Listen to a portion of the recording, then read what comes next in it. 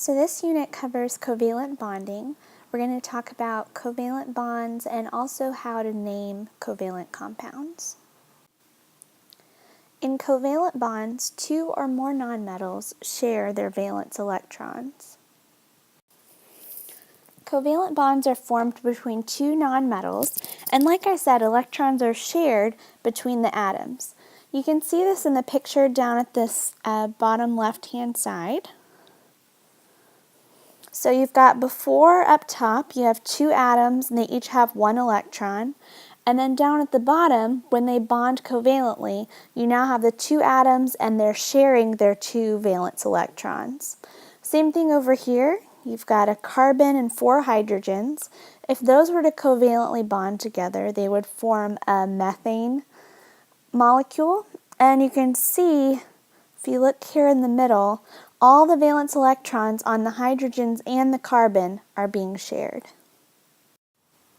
In a covalent bond, the electrons that are shared are considered part of the complete outer energy level of both of the atoms that are involved, or all of the atoms involved if there's more than two. Covalent bonding generally occurs when elements are relatively close to each other on the periodic table. And when two or more atoms bond covalently, we call what they form a molecule.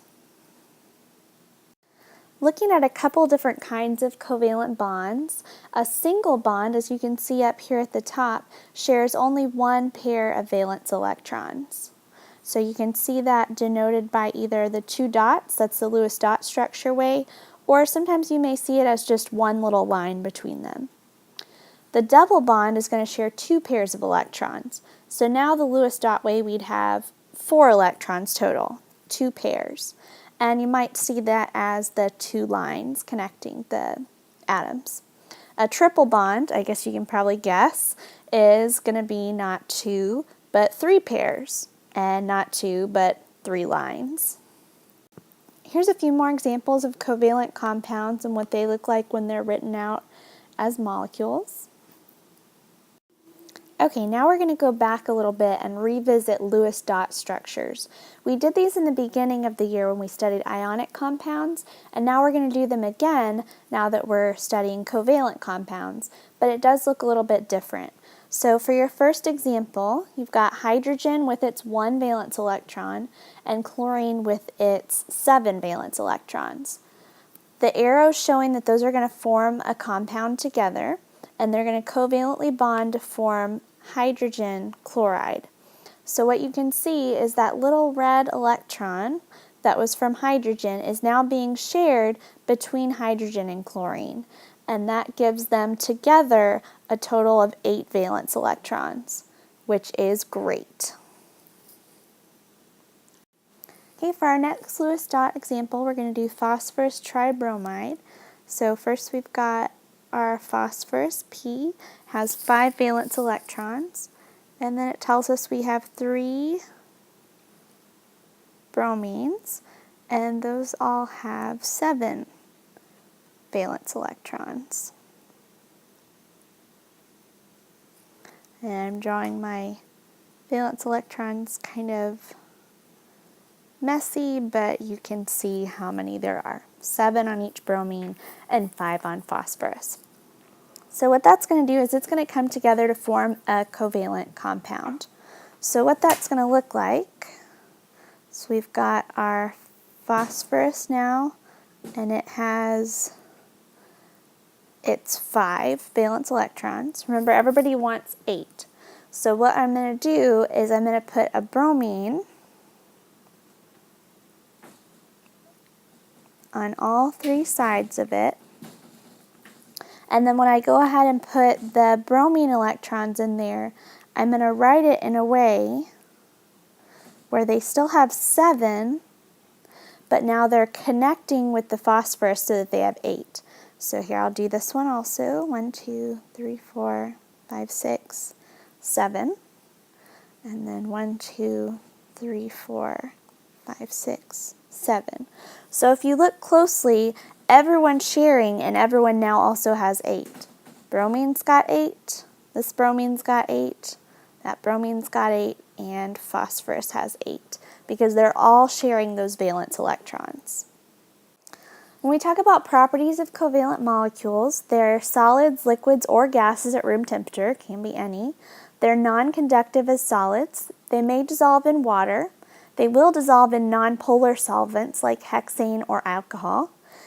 They're non-conductive when dissolved, and they have low melting points. All right, time for a little learning check. We're going to look at these bonds and see if we think they're ionic or covalent. So how would you tell if it's ionic or covalent? If you remember way back to last semester, we said ionic bonds are bonds between a metal and a nonmetal. And we just learned that covalent bonds are bonds between two nonmetals. So it really depends on what we have. For A, we have sodium and oxygen. Sodium is a metal and oxygen is a nonmetal. So that's going to be ionic. I'm just going to put an I. Okay, for B, we have nitrogen and oxygen.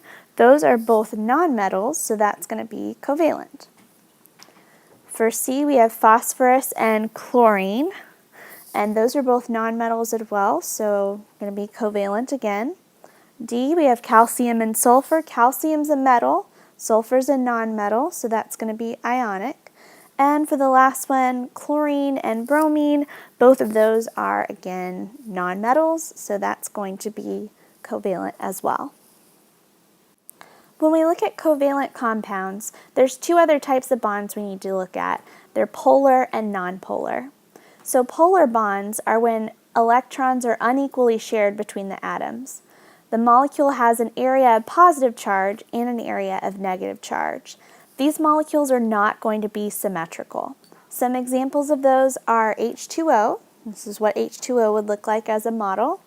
And NH3, which is ammonia, and it would look something like this. One nitrogen and then three little hydrogens. In water molecules, you can see it has slightly negative and slightly positive ends. The hydrogens are slightly positive, and the oxygen is slightly negative, so we call that a polar bond. Okay, nonpolar covalent bonds are the opposite. They're when electrons are equally shared and there's no charge. These are going to be symmetrical, and some examples are CO2, carbon dioxide, which would look something like this model, and carbon tetrachloride, CCl4, which would look similar to this. This is methane, not carbon tetrachloride, but they would look very similar. And oxygen gas, O2, which would look kind of similar to this one up here.